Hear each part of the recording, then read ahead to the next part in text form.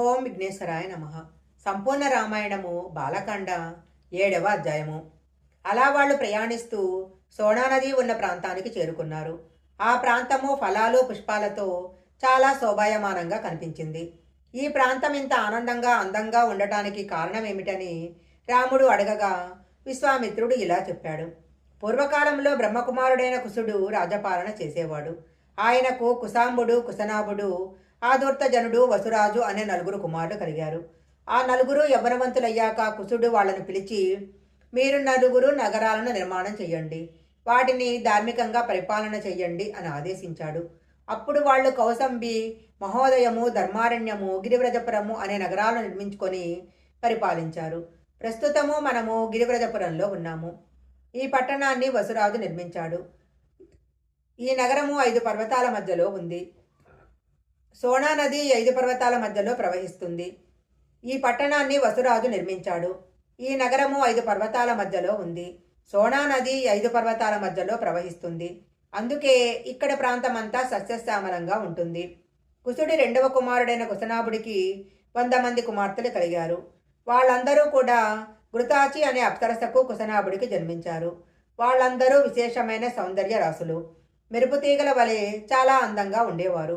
ఒకరోజు కుశనాభుడి కుమార్తెలు కొండ మీదికి వెళ్ళి అక్కడ ఆటలాడుతూ పాటలు పాడుతూ వీణలు వాయిస్తూ ఉన్న సమయంలో అక్కడికి వాయుదేవుడు వచ్చాడు. వాయుదేవుడు వాళ్లను చూసి, మీరు చాలా అందంగా ఉన్నారు, అయితే మీరు మనుషులు కాబట్టి ఇలా యవ్వనంలో ఎంతో కాలం ఉండలేరు. కొంతకాలానికి మీ యవ్వనంతో పాటు అందం కూడా నశిస్తుంది. కాబట్టి మీరు నన్ను పెళ్లి చేసుకోండి. నన్ను పెళ్లి చేసుకుంటే మీరు నిత్య యవ్వనులుగా ఉండవచ్చు అని ప్రలోభ పెట్టడానికి ప్రయత్నించారు. అప్పుడు వారు, మా దగ్గర అపారమైన తపశక్తి ఉంది, కాబట్టి మమ్మల్ని మేము రక్షించుకోగలము. మేము తలుచుకుంటే నువ్వు గర్వంగా చెప్పుకుంటున్న నీ దేవతా స్థానం నుంచి నిన్ను తొలగించగలము. మాకు పెళ్ళంటూ జరిగితే అది ధర్మాత్ముడైన మా తండ్రి గారు ఎవరిని చూపించి చేసుకోమంటే వాళ్ళనే చేసుకుంటాము. కానీ మా అంతటా మేము నిర్ణయించుకోము.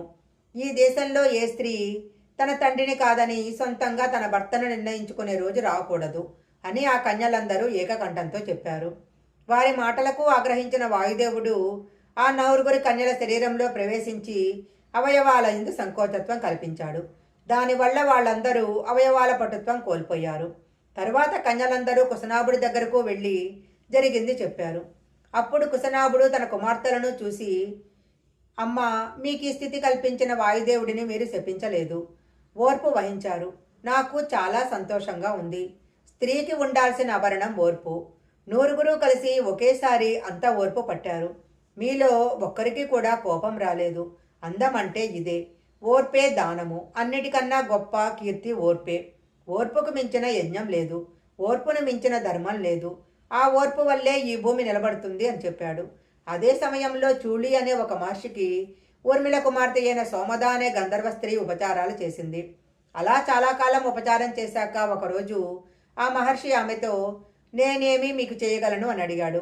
అప్పుడు ఆమె, నేనెవరికీ భార్యను కాను, కానీ అపారమైన తపశ్శక్తి, బ్రహ్మతేజస్సు కలిగిన నీ వలన శారీరక సంపర్కం లేకుండా మానసికమైన తపఫలంతో నాకు కుమారుడు కావాలి అని అడిగింది. అప్పుడు చూళి మహర్షి సంకల్పం చేసి బ్రహ్మదత్తుడనే మానసపుత్రుడిని సోమదకు ప్రసాదించాడు. పుట్టుక చేత బ్రహ్మజ్ఞాని అయిన బ్రహ్మదత్తుడు కాపిల్యం అనే నగరంలో ఉండేవాడు. కుశనాభుడు తన 9 కుమార్తెలను బ్రహ్మదత్తుడికిచ్చి వివాహం జరిపించాడు. బ్రహ్మదత్తుడితో వివాహం అవుతుంటే ఒక్కొక్కరి అంగవైకల్యము పోయి వాళ్ళు మళ్ళీ పూర్వ సౌందర్యాన్ని పొందారు. అప్పుడు సోమద వచ్చి తన కోడళ్లను ఒక్కొక్కరి చేతిని పట్టుకొని కుశనాభుడిని పొగిడింది. ఈ విషయమంతా విశ్వామిత్రుడు రాముడికి చెప్పాడు. ఈ వృత్తాంతం విన్న తర్వాత అందరూ ముందుకు బయలుదేరారు. సంపూర్ణ రామాయణము బాలకాండ 7వ అధ్యాయం సంపూర్ణం.